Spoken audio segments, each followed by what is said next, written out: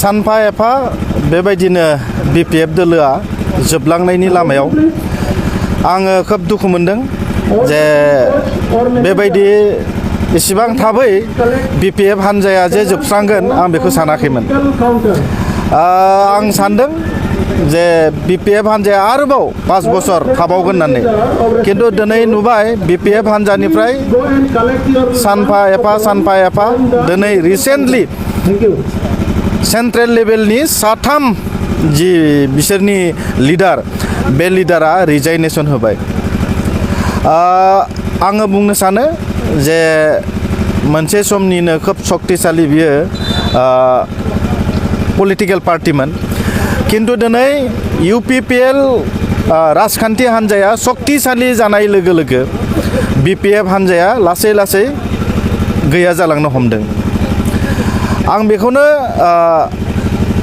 खावलायगोन आरो बुंनो सानो जे जाय बिथांमोना रिजाइन होबाय बिथांमोना जाहाथे जोंनि रिजनेल पार्टि, बे रिजनेल पार्टिफोरावनो बिथांमोना जाहाथे हाबफैयो, आं बिथांमोनखौ गुरैयै खावलायगोन।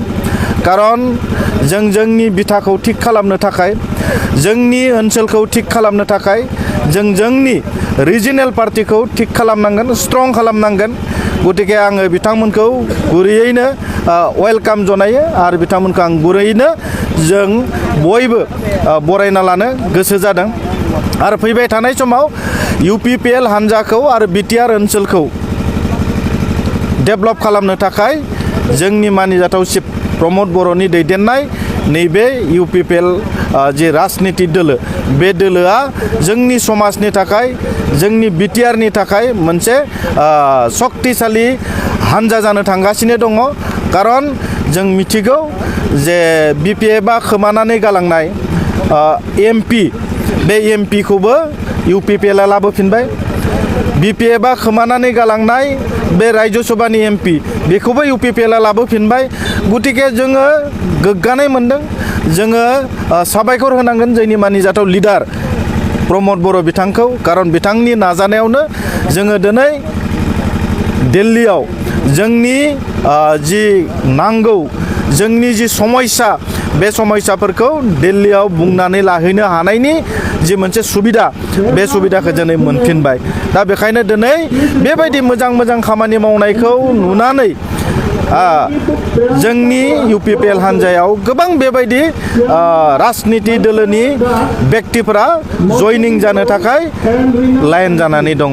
गतिके नोंथांमोना नुगोन साननैसोनि उनाव रायजोफोरनि जि गेजेराव बिथांमोना बबे हान्जायाव जयेन जायो। गतिके आङो इउपिपिएल हान्जानि सासे मेम्बार जानानै जाय बिथांमोना रिजाइनेसन होदों बिथांमोनखौ आङो जोंनि हान्जायाव वेलकाम जनायदों आरो आङो फैबाय थानाय समाव बिथांमोनखौ ज'यै खामानि मावनायाव हेफाजाब आरो मदद मोनगोन, आं बेखौ मिजिंथियो। दोलो एंगारनायनि आन्दोआव नोंथांनि बायदिब्ला मा दङ? दोलो एंगारनायनि जाहोनखौथ' जों बयबो मिथिखागौ। जेब्ला दैदेनगिरिनि बा लिडारनि जि अभाब जायो, लिडारनि जि कमिउनिकेसन, लिडारनि जि दैदेननाय, बे दैदेननाया जेब्ला मोजां जाया, अभाब जायो, अब्लानो बै हान्जानि गोबां लिडारफोरा बे हान्जाखौ नागारनानै गुबुन हान्जायाव थांनायनि मोनसे जि सिन्ता सरसा जों बेखौ मोननो हायो। गतिके जाय बिथांमोना रिजाइन होदों बिथांमोना खोब मोजां दैदेनगिरिमोन।